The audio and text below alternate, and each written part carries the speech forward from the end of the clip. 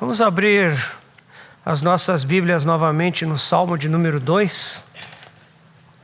Salmo 2, vamos ler todo o Salmo. Por que se enfurecem os gentios e os povos imaginam coisas vãs?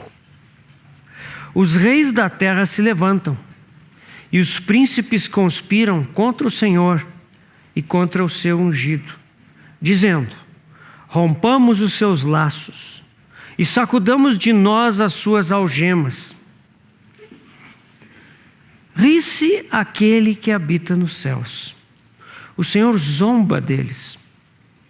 Na sua ira, a seu tempo, lhes há de falar, e no seu furor os confundirá. Eu, porém, constituí o meu rei sobre o meu santo monte Sião. Proclamarei o decreto do Senhor. Ele me disse: tu és meu filho, hoje eu te gerei. Pede-me, e eu te darei as nações por herança, e as extremidades da terra por tua possessão. Com vara de ferro as regerás, e as despedaçarás como um vaso de oleiro. Agora, pois, ó reis, sede prudentes. Deixai-vos advertir, juízes da terra. Servi ao Senhor com temor e alegrai-vos nele com tremor. Beijai o filho para que não se irrite e não pereçais no caminho, porque dentro em pouco se lhe inflamará a ira. Bem-aventurados todos os que nele se refugiam. Amém. Vamos orar. Senhor, estamos aqui diante da Tua palavra. Tu sabes que nós somos o rebanho do Teu pastoreio, as Tuas ovelhas. Nós precisamos ser pastoreados por Ti, por meio da Tua palavra. Então, Senhor, Tu que és o verbo de Deus, Tu que és a palavra, o Logos, vem falar conosco. Fala aos nossos corações. Teu Espírito sopre sobre a Tua palavra, Senhor, mais uma vez. Pela Tua misericórdia, Pai. Por causa do precioso sangue que foi derramado.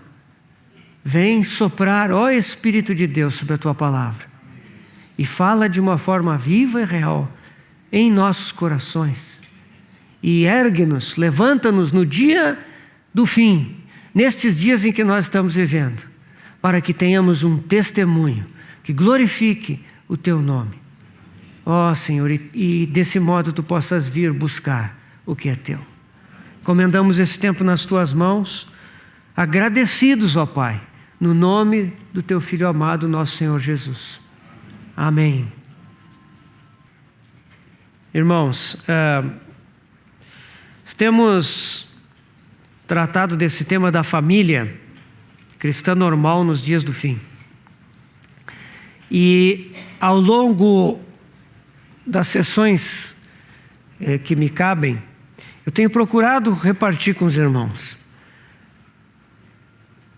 uma visão mais ampla do quadro da história do mundo em que nós estamos vivendo hoje.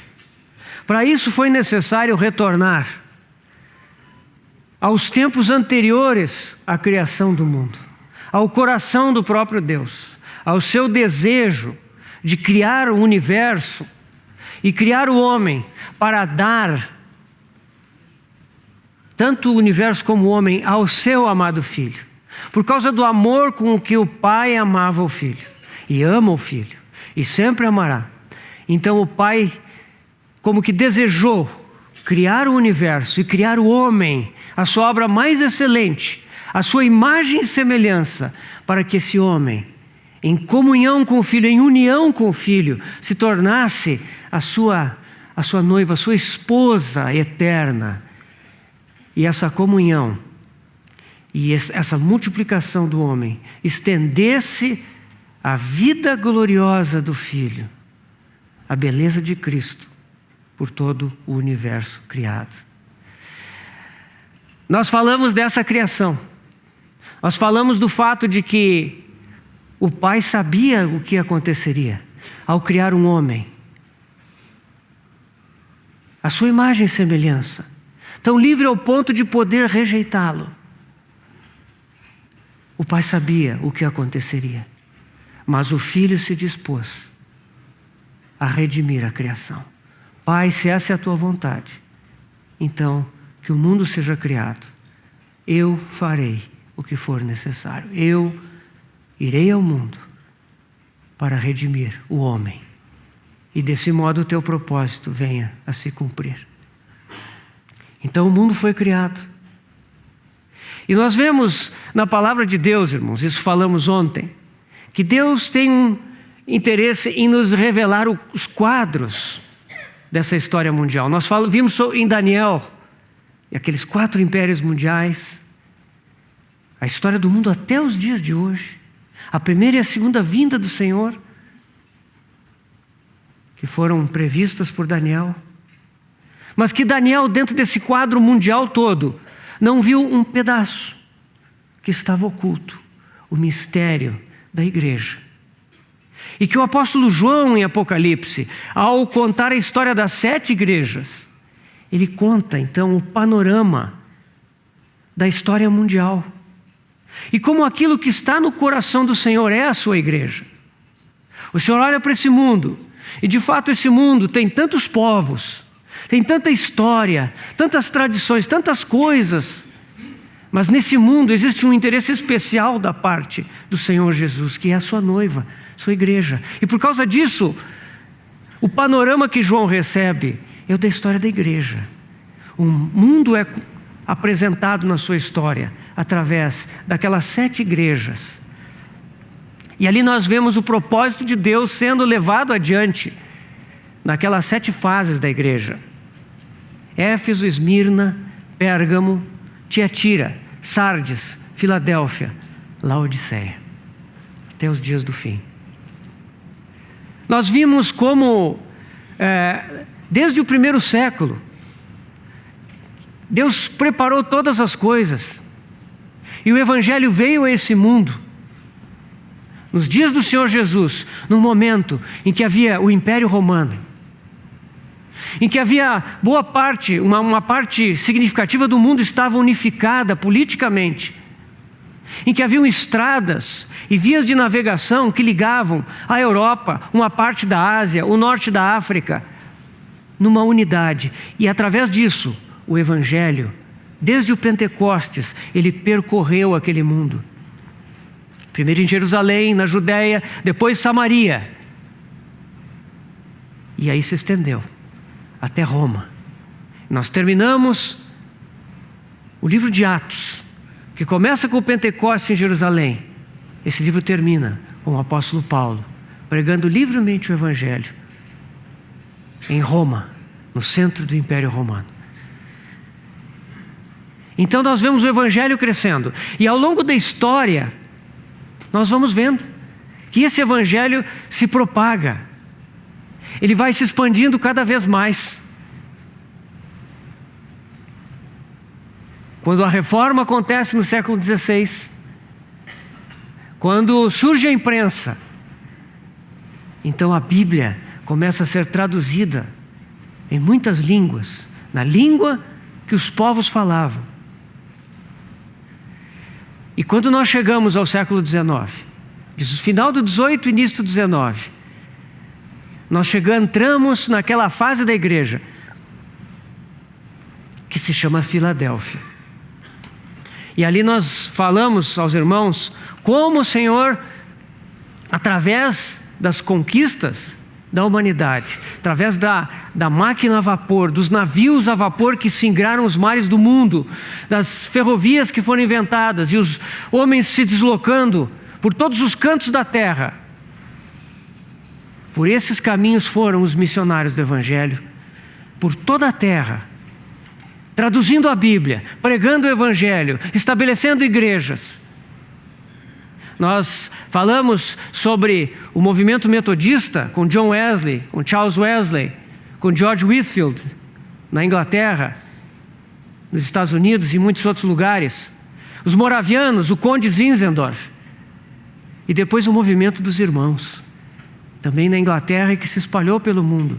E nós vemos como no século XIX houve aquela era de Filadélfia. Meus irmãos, eu não estou dizendo que o século XIX foi perfeito e que essas pessoas, esses movimentos que aconteceram no século XVIII e XIX são perfeitos. Não, nós sabemos que houveram muitos erros, muitos desvios, mas o que importa é que a verdade da palavra de Deus foi resgatada. A simplicidade da vida da igreja foi resgatada. O evangelho foi pregado. A igreja foi estabelecida em todos os confins da terra. Porque Deus levantou homens e mulheres que foram por todo lugar, levando o testemunho do Senhor Jesus. Mas nós também vimos que o inimigo de Deus trabalha, e Deus permite que isso aconteça. E no século XIX foram plantadas sementes que vieram a florescer mais tarde. Nós falamos sobre figuras como Karl Marx, como Charles Darwin e como Sigmund Freud. Não são somente eles, há muitos outros. Mas isso testifica de uma semeadura maligna que trouxe o materialismo como valor, que trouxe o relativismo, a falta de absolutos, o evolucionismo como valor, que trouxe a introspecção humana, tentando resolver os problemas do homem pecador e afastado de Deus por si próprio, satisfazendo as suas inclinações pecaminosas. E isso floresceu no século XX principalmente. Nós vimos também qual foi o resultado. No século XX se combinaram duas coisas: o florescer dessa semeadura iníqua, afastada de Deus, apartada dos seus propósitos, e uma igreja que entrou na fase de Laodiceia. Uma igreja que se orgulhou, que se envaideceu, começou a olhar para si mesma, que começou a dizer: puxa vida, quantas verdades nós temos restaurado, puxa vida, quantas vidas nós temos alcançado, quantas missões, quantos lugares de pregação.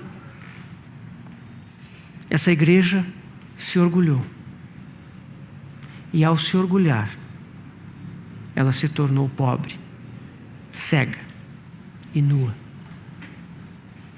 Ao ponto de que, se nós olhamos a descrição da igreja de Laodiceia, no livro de Apocalipse, no capítulo 3, nós vamos ver que o Senhor Jesus, Ele não deixa de amar a sua igreja, mesmo que a sua igreja tenha se apartado tanto.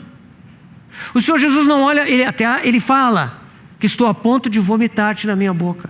Mas mesmo assim, Ele bate a porta. Não mais da igreja como um todo, mas Ele busca indivíduos, Ele busca pessoas, e Ele bate a porta. Eis que estou à porta e bato. Existe uma tradição de usar essa palavra para o evangelismo, né, irmãos? Amém. Porque isso expressa o coração de Deus. O Senhor bate a porta do nosso coração. Ele quer nos ganhar para Ele mesmo.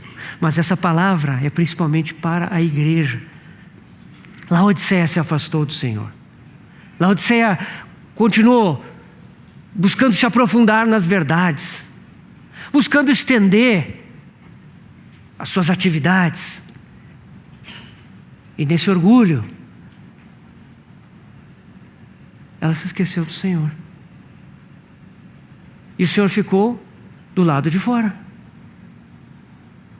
O Senhor bate a porta de membros da igreja de Laodiceia, porque Ele está do lado de fora. Esse é o espírito do nosso tempo.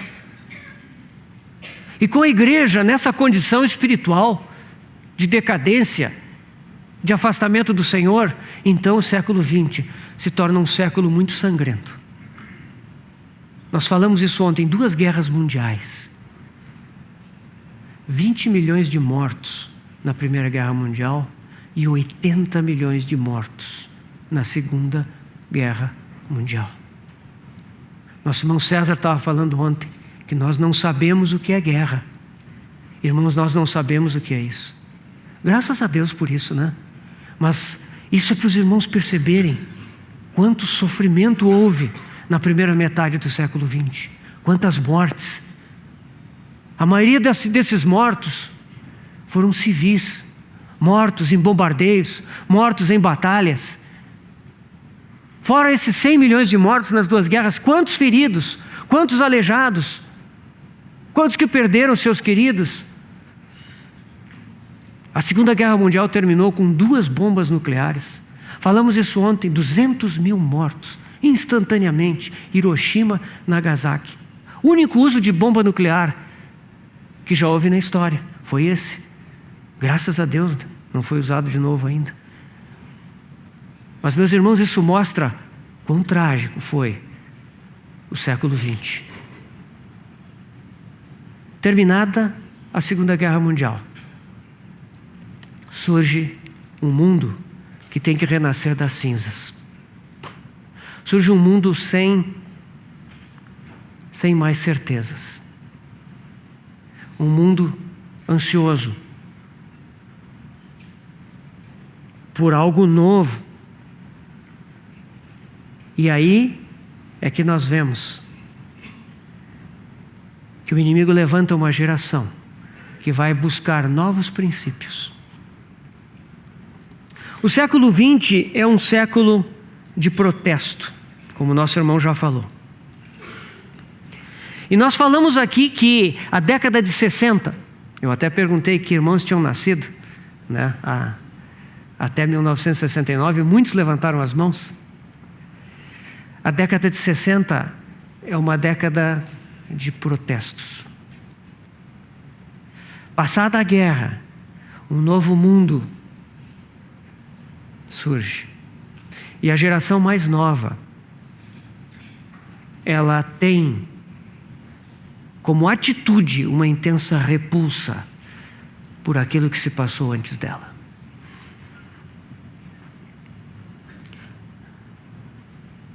Em 1968, surge um grande protesto estudantil na França, em maio de 68. Os estudantes em Paris iniciam uma greve estudantil e ocupam a Universidade de Sorbonne. Estudantes por toda a França ocupam universidades e escolas. Os trabalhadores aderem à greve. 11 milhões de trabalhadores, 1/4 da população francesa na época. A greve dura muito tempo e assume tal dimensão. A polícia tenta reprimir os estudantes. Gente morre nas ruas. A polícia é forçada a recuar. O governo do general de Gaulle chega ao ponto de quase renunciar. Uma revolução está acontecendo. O que protestam esses jovens? Eles não têm um objetivo muito claro. Eles são antissistema, antitradição, anti-instituições. Eles querem um mundo novo. Eles não querem esse mundo no qual eles nasceram, de guerra, de exploração.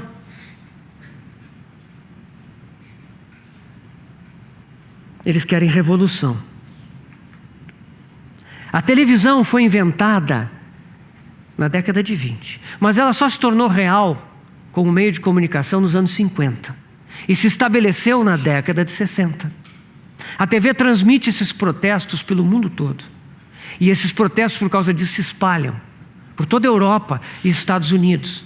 Nos Estados Unidos é a época das marchas pelos direitos civis, é a época dos protestos contra a guerra do Vietnã. O mundo está em convulsão, em protesto. E o tom desses protestos é: abaixo tudo que veio antes de nós. E é aí que as teses revolucionárias ganham espaço. Tudo à parte, do Senhor. Nessa época, irmão, surge, eu já falei dos protestos estudantis de 68. Falei da invenção da televisão, das redes de TV, que espalham notícias pelo mundo todo. E o mundo começa a se tornar uma aldeia global. As coisas que acontecem lá longe, agora eu estou sabendo. A década de 60 também é a década onde começa o movimento hippie. Ele começou nos Estados Unidos nos anos 60, mas ele logo se espalhou para outras nações. Os hippies rejeitavam as tradições e instituições de um mundo que eles consideravam corrompido. Eles defendiam as drogas. Na época a moda era o LSD. Quem é que lembra disso? Quem é da época lembra, né? E os hippies, eles ganharam assim uma visibilidade mundial porque na Califórnia eles fizeram grandes ajuntamentos e protestos de milhares e milhares de pessoas em São Francisco, protestando porque o LSD foi proibido por lei. Eles defendiam as drogas, porque as drogas para eles eram um meio de expandir a consciência. E expandindo a consciência com as drogas, eles se livravam do que eles chamavam de programação social, que vinha das gerações passadas. Eles rejeitam o conceito de autoridade. Rejeitam a família tradicional. Rejeitam a disciplina de filhos. Rejeitam a hierarquia no lar, a autoridade do homem, função da mulher. Eles promovem o amor livre e as relações sexuais abertas entre pessoas, inclusive casadas. Eles dizem que a família é uma coisa assim, livre. Não pode haver barreiras para o amor. E vem aquele lema: faça amor, não faça guerra. Eles querem quebrar a instituição da família, porque eles a consideram parte de uma herança falida que veio do passado. Movimento hippie. Em seguida, não cronologicamente, mas eu estou listando vários pontos que surgem na década de 60, irmãos. A revolução sexual também foi iniciada nos Estados Unidos e representou a aceitação social das relações sexuais fora do casamento, liberando a prática do sexo sem limites, né?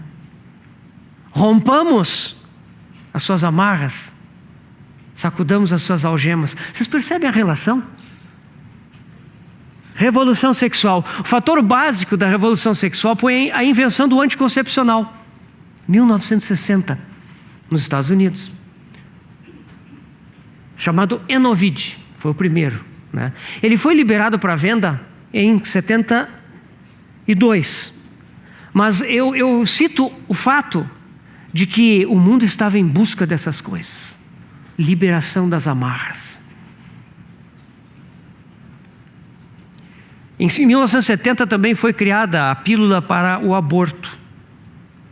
Agora, portanto, a partir dessas invenções, os jovens podem experimentar o sexo sem preocupações, né, com gravidez, e os mais velhos também podem usufruir da liberdade para pecar. Revolução sexual, década de 60. Feminismo. É um movimento pela igualdade entre os sexos, no plano econômico, social e político. E o objetivo do feminismo é derrubar as estruturas de poder que elas julgam sexistas, né? Favorecem um sexo em detrimento do outro. Houve um movimento feminista que é do final do século XIX e início do século XX, principalmente ilustrado por aquele movimento sufragista. Muitas mulheres protestando e requerendo o direito de votar nas eleições. Isso é a primeira onda do feminismo. A segunda onda, muito mais radical, é da década de 60. Direitos iguais. Posição igual. junto com o chamado empoderamento feminino, veio também a passividade masculina. Aos poucos, os homens foram aceitando, em geral, a nova realidade e foram se recolhendo no seu espaço, deixando as coisas como estavam se consolidando através do feminino. Isso é muito real. Pornografia. Na década de 60, muitas leis que restringiam a pornografia caíram nos Estados Unidos e na Inglaterra. Países que são produtores de cultura. Com a queda dessas leis, com a revogação dessas leis, o que aconteceu? Surgiu uma onda de publicações, de filmes, de produtos da indústria da cultura, pornográficos. Década de 60.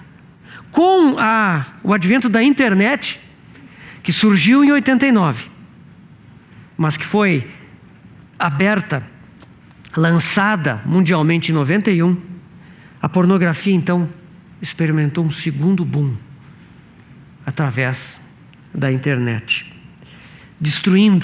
ajudando a destruir a verdadeira sexualidade segundo a palavra de Deus. Divórcio. Já havia divórcio muito antes da década de 60, mas no final da década de 60, início dos anos 70, surgiu pela primeira vez na Califórnia uma nova lei chamada o divórcio sem causa. O divórcio que pode ser pedido por só uma das partes e é imediatamente aceito por um juiz. Antes o divórcio era uma coisa cara e prolongada. Era preciso entrar com o processo, era preciso pagar o advogado, era preciso estabelecer todos os procedimentos até que o divórcio fosse finalmente concedido. Agora não. Agora é tudo muito fácil.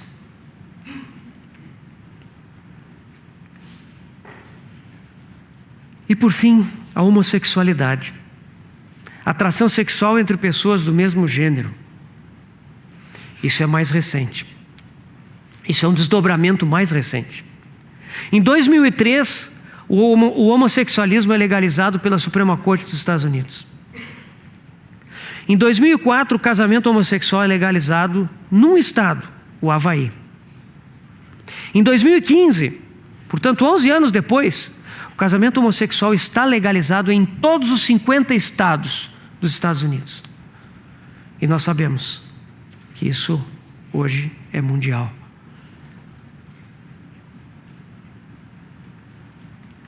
Os meios de comunicação tornaram essas coisas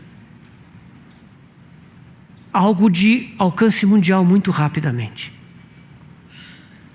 Um estilo de vida liberado sexualmente, moderno, que ousa transgredir as regras, que é atrevido e que chama atenção por isso. Esse estilo de vida moderno é divulgado pela TV, pelos produtos culturais, pela internet e hoje em dia, por sabe-se lá como, todos os meios. Quando o britânico George Orwell escreveu um livro chamado 1984, esse livro foi escrito em 1949, tá? Após a Segunda Guerra.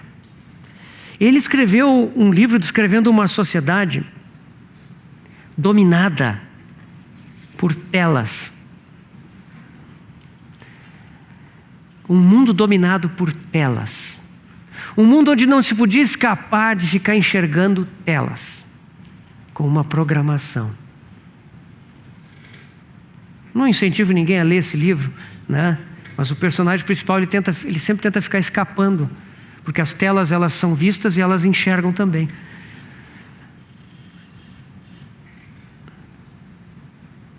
Hoje, Nós vivemos num mundo dominado por telas. Nós sempre temos uma tela diante de nós.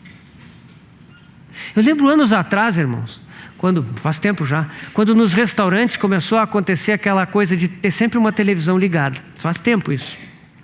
A gente chegava no restaurante e a TV ligada, né? E eu sempre comentava com a minha esposa, puxa vida, né? As pessoas ficam assim, né? Ficavam comendo e olhando o programa que está dando na TV. Isso foi uma mudança de comportamento. Hoje em dia, as pessoas nem precisa TV, os restaurantes, alguns ainda têm, mas as pessoas estão ali, comendo e vendo o celular.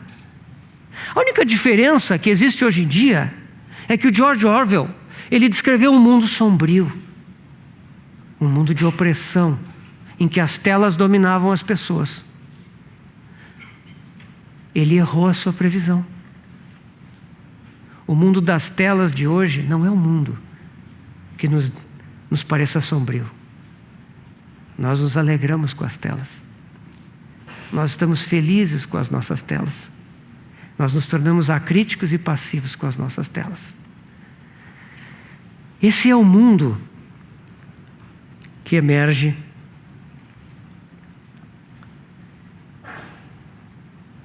na década de 60. Meus irmãos, eu falo isso principalmente para os jovens. Você percebe? Os jovens, eles nasceram no mundo pós-década de 60. E para os mais jovens, pode parecer que o mundo sempre foi assim, como ele é hoje. Pode parecer que o mundo sempre foi desse jeito e que nós é que somos os estranhos. Nós é que somos aqueles que são esquisitos e estão tentando viver de uma forma... Meus irmãos, não é assim. Como nós falamos ontem, por 19 séculos, desde o Pentecostes até a metade do século 20, o mundo viveu debaixo da cultura assim chamada judaico-cristã, da cultura que é trazida pela Bíblia. Meus irmãos, nós sabemos que sempre houve pecado, sempre houve transgressão, mas predominava um conjunto de valores que em última instância se referia à Bíblia. O comportamento das pessoas, o sentido de moralidade, o sentido do que é certo e do que é errado. O Evangelho de Jesus Cristo foi pregado nessa terra.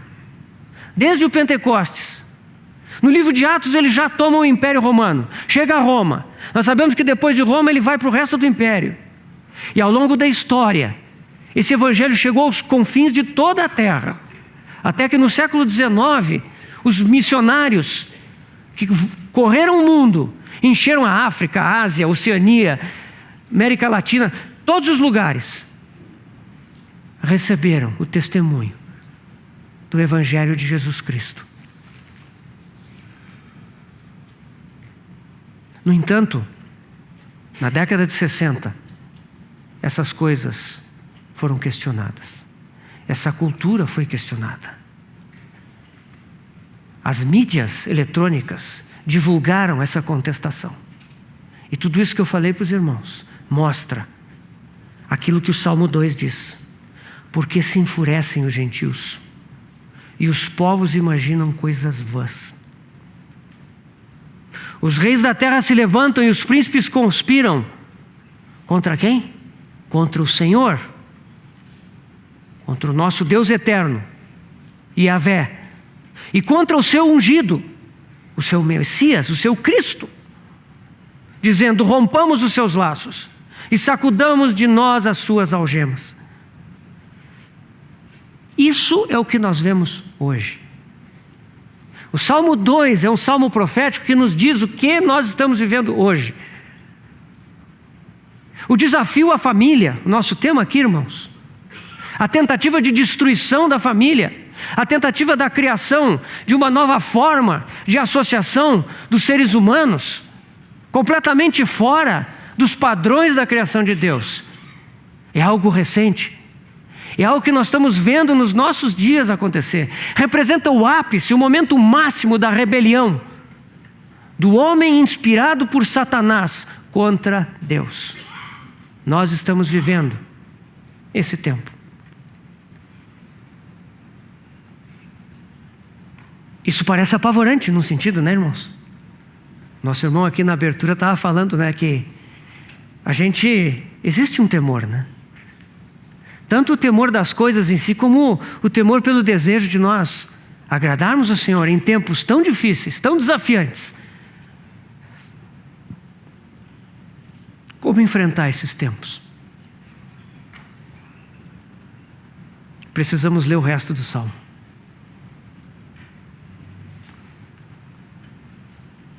Versículo 4. Ri-se aquele que habita nos céus. O Senhor zomba deles. Meus irmãos, é muito raro nas Escrituras nós ouvirmos sobre o riso de Deus. Esse salmo é uma das raríssimas ocasiões. Deus olha para isso que os homens estão fazendo e Deus ri. Deus zomba. Eu até fui ver no original se esse zomba aqui é de zombaria mesmo. É zomba mesmo. É como se a Trindade, Pai, o Filho e o Espírito, achassem graça da atitude que os homens tomam. É como se ele sabe, ele tem consciência de que isso é como se fosse uma brincadeira aos olhos dele. Por outro lado, ele diz: na sua ira, a seu tempo lhes há de falar, e no seu furor os conduzirá. Versículo 6 do Salmo. O versículo 6 representa uma mudança. Até o versículo 5 quem fala é o salmista, é Davi. Davi é o narrador. Ele pergunta: por que os povos se enfurecem, os gentios se enfurecem, os povos imaginam coisas vãs? Mas no versículo 6 muda o sujeito. A gente tem que ler a palavra de Deus com cuidado e entender essas coisas. Muda o sujeito. Eu, porém, quem é esse eu? Quem é, irmãos? Esse eu, porém, constituí o meu rei sobre o meu monte, santo monte Sião. Quem é esse eu? Deus Pai. Aqui, diante da rebelião dos homens, Deus diz: sim, eu estou vendo tudo isso aí, estou dando risada. Eu constituí o meu rei sobre o meu santo monte Sião. Quem é esse rei? O Senhor Jesus. Que monte Sião é esse? Hebreus 12, 22 fala que monte Sião é esse. Mas tendes chegado ao monte Sião, e à cidade do Deus vivo, e a Jerusalém celestial, e a incontáveis hostes de anjos, e a universal assembleia, e a igreja dos primogênitos arrolados nos céus, e a Deus, o juiz de todos, e aos espíritos dos justos aperfeiçoados, e a Jesus, o mediador da nova aliança. Esse monte Sião, irmãos, não é o monte Sião aqui da terra, lá em Jerusalém. É o monte Sião celestial, lá no céu. Apocalipse 14:1 fala também desse monte Sião, né? Aonde estão aqueles 144 mil que representam os vencedores. Eles estão lá, no monte Sião celestial. O que Deus está dizendo aqui no versículo 6? Eu, porém, constituí o meu rei sobre o meu santo monte Sião. Apocalipse 5. Meus irmãos, Apocalipse, o livro de Apocalipse é um livro maravilhoso, como os 66 livros da palavra de Deus são maravilhosos. Mas, meus irmãos, quando nós nos achegamos a um livro da Bíblia, nós começamos a ver as maravilhas que estão ali. O livro de Apocalipse tem vários trechos maravilhosos. Nós já falamos sobre os capítulos 2 e 3, que falam das igrejas, as 7 igrejas, né? Ali há tanta riqueza. Mas o capítulo 4 e 5 de Apocalipse são especialmente ricos, porque eles nos falam de um lugar muito precioso, que nós como cristãos precisamos conhecer. Sabem que lugar é esse, né, irmãos? O trono de Deus. Apocalipse 4 e 5 nos descrevem. Os termos são em parte figurados, porque nós não temos condições, na nossa humanidade limitada, de compreender plenamente o que seja esse lugar. Mas ali fala do trono de Deus. E nós, como cristãos, precisamos conhecer esse trono. É um lugar precioso, e nós devemos meditar nesses capítulos e tentar entender que lugar é esse. Quando nós conhecemos o trono de Deus, aí nós vamos lá para a Epístola aos Hebreus. E a Epístola aos Hebreus nos fala: acheguemo-nos com ousadia ao trono da graça. O trono de Deus, o trono da majestade de Deus, por causa da obra de Jesus Cristo na cruz do Calvário, por causa do sangue derramado, o trono de Deus se tornou o trono da graça. E Hebreus nos fala do novo e vivo caminho através do véu. Esse trono é o nosso lugar, é o lugar onde nós, cristãos, casais, famílias, devemos habitar. Precisamos conhecer esse lugar. É o lugar aonde está o nosso sumo sacerdote, aquele que é humano como nós, que é Deus e homem. Apocalipse 5, vamos ler os versículos de 1 a 7. Vi na mão direita daquele que estava sentado no trono um livro, escrito por dentro e por fora, de todo selado com 7 selos. Vi também um anjo forte que proclamava em grande voz: quem é digno de abrir o livro e de desatar os selos? Ora, nem no céu, nem sobre a terra, nem debaixo da terra, ninguém podia abrir o livro, nem mesmo olhar para ele. E eu chorava muito, porque ninguém foi achado digno de abrir o livro, nem mesmo de olhar para ele. Todavia, um dos anciãos me disse: não chores, eis que o leão da tribo de Judá, a raiz de Davi, venceu para abrir o livro e seus 7 selos. Então vi no meio do trono e dos 4 seres viventes, e entre os anciãos, de pé, um cordeiro, como tendo sido morto. Ele tinha 7 chifres, bem como 7 olhos, que são os 7 Espíritos de Deus enviados por toda a terra. Veio, pois, e tomou o livro da mão direita daquele que estava sentado no trono. E, meus irmãos, eu não vou ler o resto por causa do tempo, mas quando ele toma esse livro, siga lendo que você vai ver. O céu inteiro irrompe em adoração e louvor. Há uma cena majestosa, louvor, adoração, anjos, arcanjos, milhares e milhares, milhões e milhões, louvando ao Cordeiro de Deus que venceu. Que cena!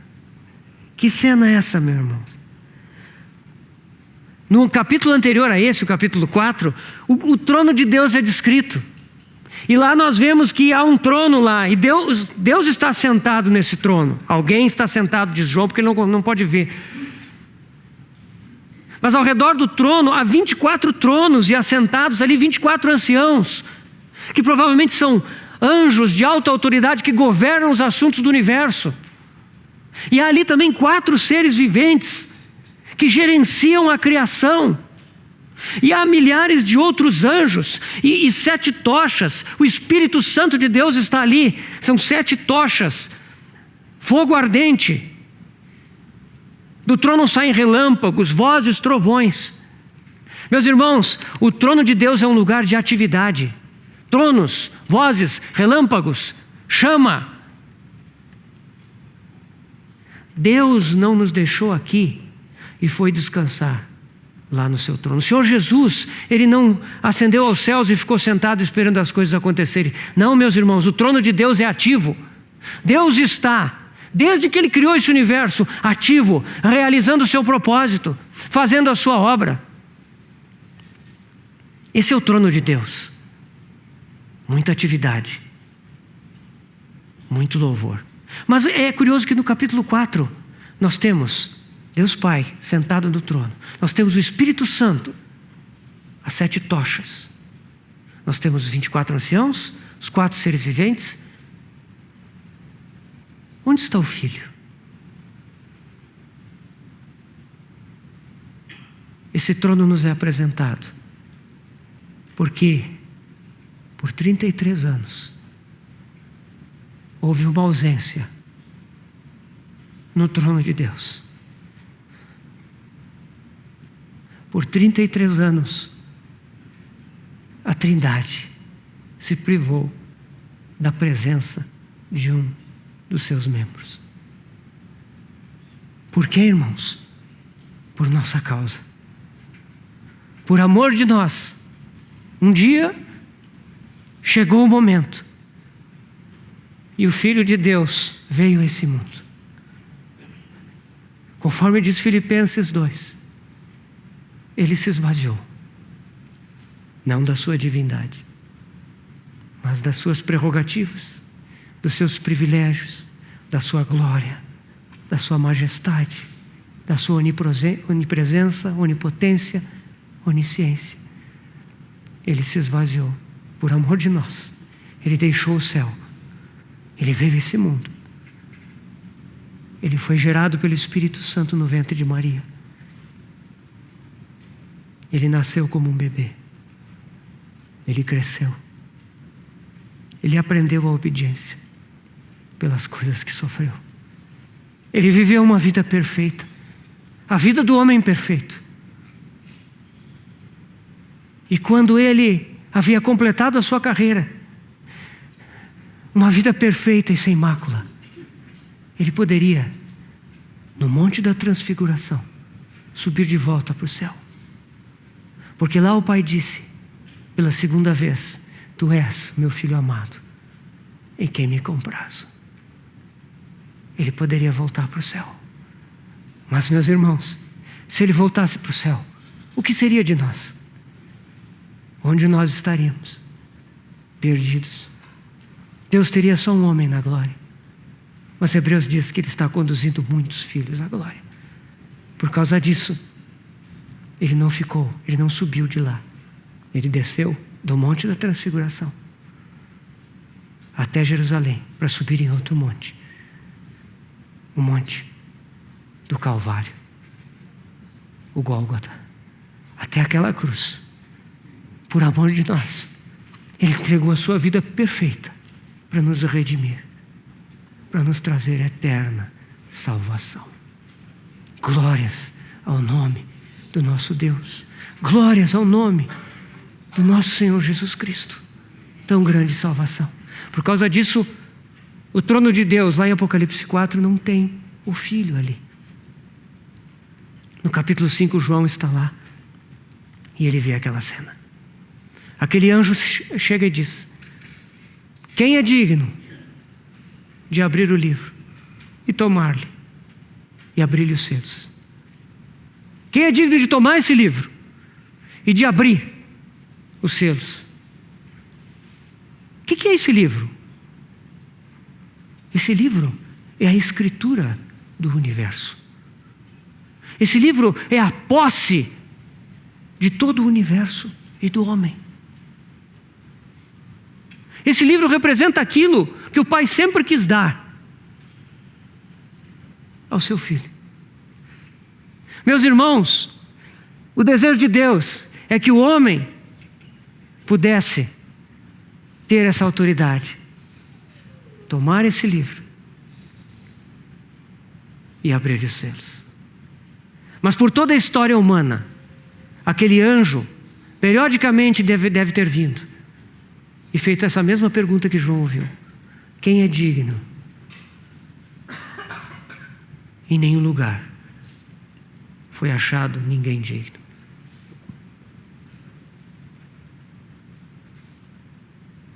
Enoque não é digno, Noé não é digno, Abraão não é digno, Moisés não é digno, Davi não é digno, ninguém é digno, ninguém foi achado digno.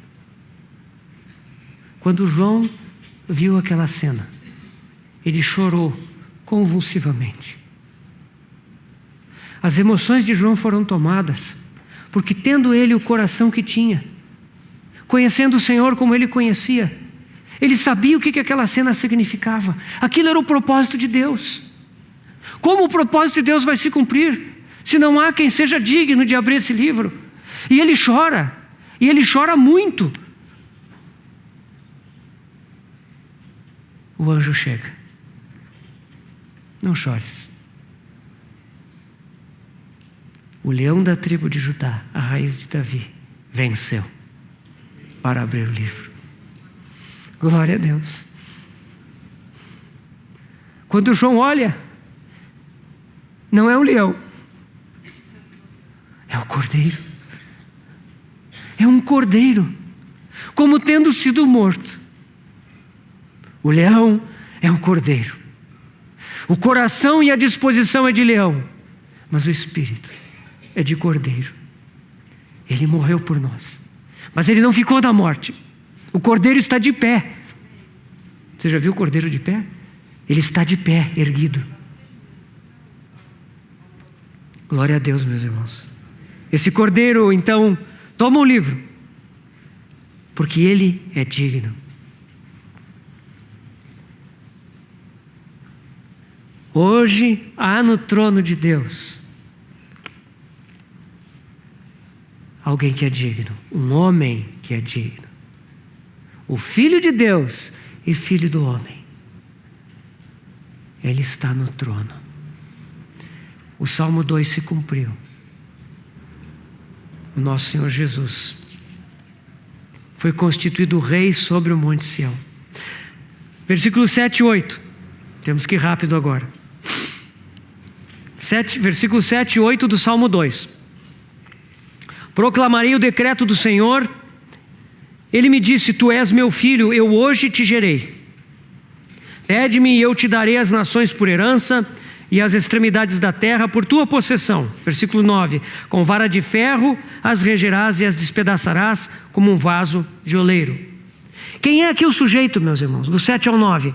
Mudou de novo. Versículo 6, quem fala é Deus Pai. Versículo 7, quem fala é o Filho. O Filho, ele diz: proclamarei o decreto do Senhor. Ele me disse. Esse é o Filho falando. E aí o Filho proclama o decreto do Pai. Tu és meu filho, eu hoje te gerei. Aqui o Filho fala da sua geração como Verbo de Deus encarnado. Um dia ele nasceu como homem. E tendo sido constituído rei, o Pai diz: pede-me e eu te darei as nações por herança e as extremidades da terra por tua possessão. Esse é o livro, a posse, a escritura do universo. O Filho já tomou nas mãos. Ele tem essa autoridade. Meus irmãos, Apocalipse 6 fala que o Senhor começa a abrir os selos. Nós não vamos entrar em Apocalipse, não temos a menor chance de olhar para isso. Mas ele começa a abrir os selos. Aí vem o cavalo branco, aí vem os outros cavalos, aí vem as coisas todas. Será que você acha que tudo isso é futuro? Será que o Senhor já por 2000 anos ele está lá no trono com o livro? Será que ele fica, dando umas voltinhas assim? Estou falando figuradamente, né, irmãos?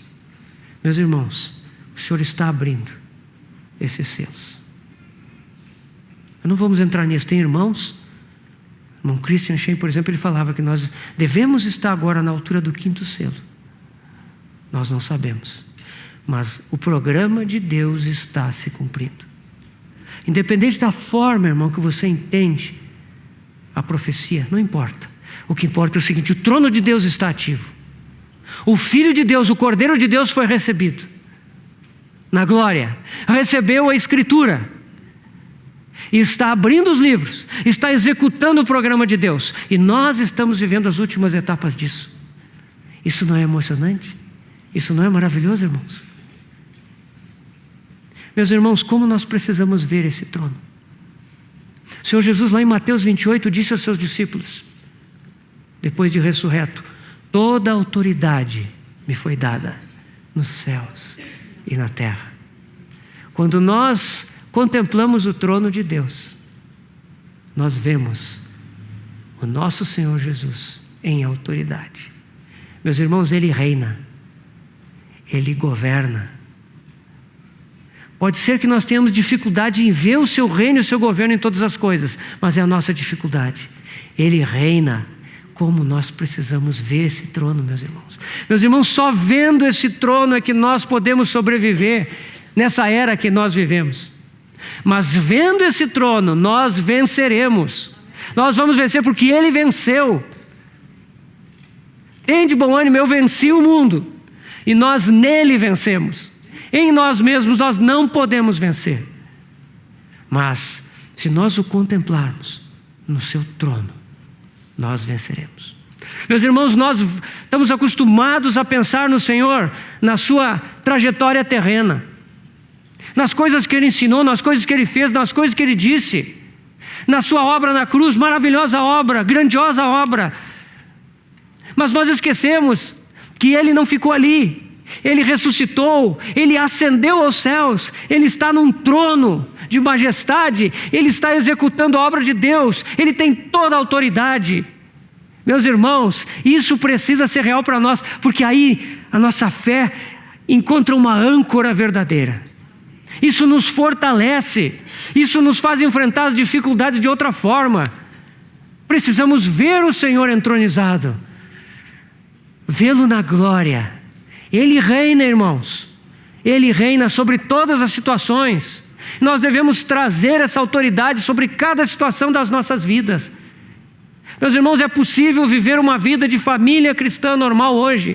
É possível aos maridos amarem as suas mulheres. É possível as mulheres serem submissas aos seus maridos. É possível que os pais eduquem e disciplinem os seus filhos. É possível que os filhos obedeçam aos seus pais. E dessa forma as famílias expressem a maravilhosa graça de Deus, a beleza do propósito de Deus. É possível sim. Por quê? Porque nós temos um sumo sacerdote que reina, que governa e que ora incessantemente, conforme diz lá em Hebreus 7, por nós. Jamais deixa de interceder por nós. Irmãos, atendamos ao apelo de Hebreus. Entremos com ousadia até o trono da graça. Vivamos a nossa vida no Santo dos Santos. O Senhor, quando Ele morreu, o véu foi rasgado. Na antiga aliança, uma vez por ano apenas, somente o sumo sacerdote podia entrar no Santo dos Santos com sangue e incenso. Hoje, por causa da obra da cruz, nós podemos entrar e viver lá. Viver na presença do nosso Deus, conhecer o nosso Senhor em plenitude. Ele reina, Ele governa no seu trono, e esse trono está aberto. Salmo 2:9 diz: com vara de ferro as regerás e as despedaçarás como um vaso de oleiro. Aqui nós vemos a vara de ferro. E eu gostaria de concluir com essa questão da vara de ferro, cetro de ferro. A vara de ferro aparece aqui, mas ela aparece 3 vezes no livro de Apocalipse. A primeira vez é em Apocalipse 19, na vinda do Senhor, 19:11, quando o Senhor vem do céu com os seus santos.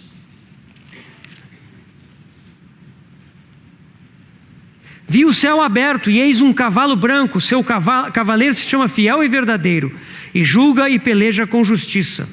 Seus olhos são chama de fogo, na sua cabeça há muitos diademas. Tem um nome escrito que ninguém conhece, senão ele mesmo. Está vestido de um manto tinto de sangue, e o seu nome se chama o Verbo de Deus. Seguiam-no os exércitos que há no céu, montando cavalos brancos, com vestiduras de linho finíssimo, puro e branco. Quem são esses? Esses que estão vestidos de linho finíssimo, puro e branco. Veja um pouco antes do versículo 8 do mesmo capítulo. Pois lhe foi dado vestir-se de linho finíssimo, resplandecente e puro, porque o linho finíssimo são os atos de justiça dos santos. Esses que vêm com o Senhor são os seus santos, os seus vencedores. Eles descem do céu com o Senhor. E sai da boca do Senhor uma espada afiada, para com ela ferir as nações, e Ele mesmo as regerá com cetro de ferro. Aqui nós vemos, se cumpre o Salmo 2. Na vinda do Senhor, Ele vai tomar posse sobre as nações e vai regê-las com cetro de ferro. Mas não é só isso. Apocalipse 12 também fala do cetro de ferro.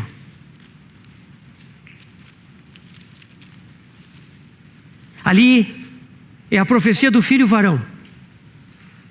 Meus irmãos, nós não temos tempo de trabalhar com essa profecia, explicar essa profecia. Mas aqui fala daquele grande sinal do céu. Uma mulher que, achando-se grávida, ela grita com as dores de parto. Ela sofre tormentos para dar à luz. E o dragão está diante dela para devorar o filho que vai nascer. Nasce então o filho varão, que há de reger todas as nações com cetro de ferro. E o seu filho foi arrebatado para Deus até o seu trono.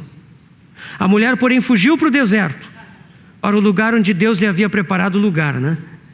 E a sustentar lá para ser sustentada por 1260 dias. Meus irmãos, muitas pessoas dizem, muitos irmãos, eles dizem que isso aqui fala do nascimento do Senhor Jesus e da sua ressurreição. Pode ser isso. Nós não devemos ser dogmáticos em interpretação da profecia. Mas é muito possível que aqui isso se refira não ao Senhor Jesus. Porque o livro de Apocalipse está aqui na 7ª trombeta. Existe uma cronologia que está acontecendo no livro. E por que aqui de repente a profecia voltaria?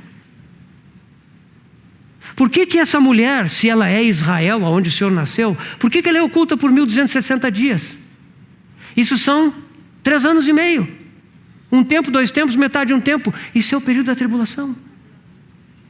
Meus irmãos, essa mulher é a igreja em geral.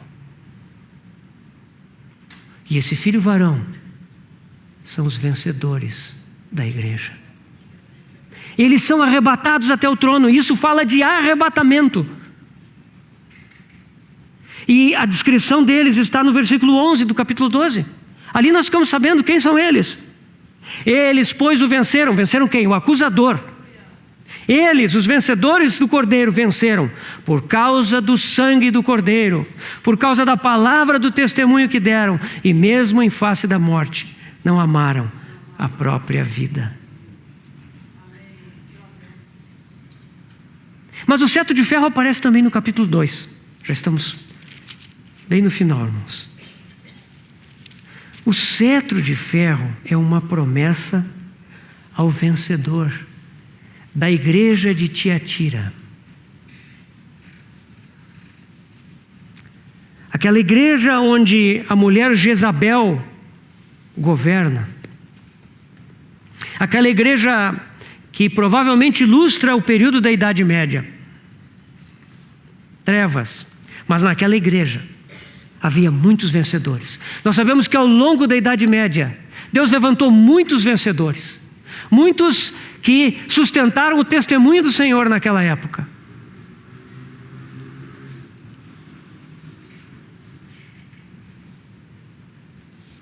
24, versículo 24 de Apocalipse 2. Digo, todavia, a vós outros, os demais de Tiatira, a tantos quanto não têm essa doutrina e que não a conheceram, como eles dizem as coisas profundas de Satanás, outra carga não jogarei sobre vós. Então somente conservai o que tendes até que eu venha. Ao vencedor, ao que guardar até o fim as minhas obras, eu lhe darei autoridade sobre as nações, e com cetro de ferro as regerá, e as reduzirá a pedaços como se fossem objetos de barro. Meus irmãos, nós falamos aqui que o propósito de Deus nessa dispensação é nos formar reis. O Senhor quer ter reis para que reinem com Ele. Quando o homem foi criado, ele foi criado para dominar, para sujeitar a terra, para estender o jardim, para espalhar por esse universo a vida de Cristo, a beleza de Cristo.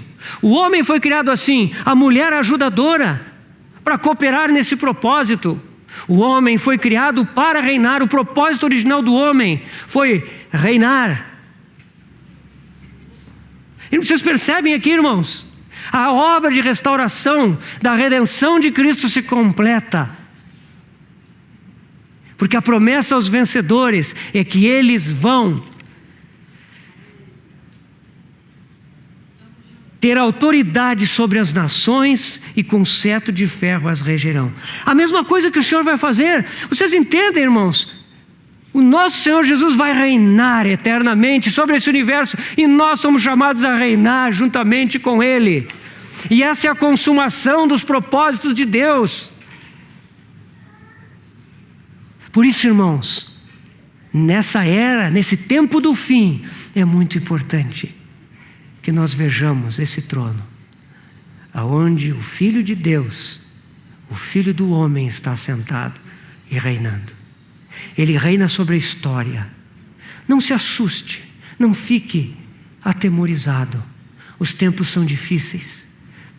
Provavelmente vão ficar piores ainda. Mas o nosso Redentor vive. O nosso sumo sacerdote reina nos céus. Ele vai levar a termo os seus propósitos. Meus irmãos, minhas irmãs, não pense que a Bíblia é um conjunto de ideais, que a Bíblia é um livro de poesias lindas, mas que nós somos pobres carnais. Nós somos malditos pecadores, que nós só podemos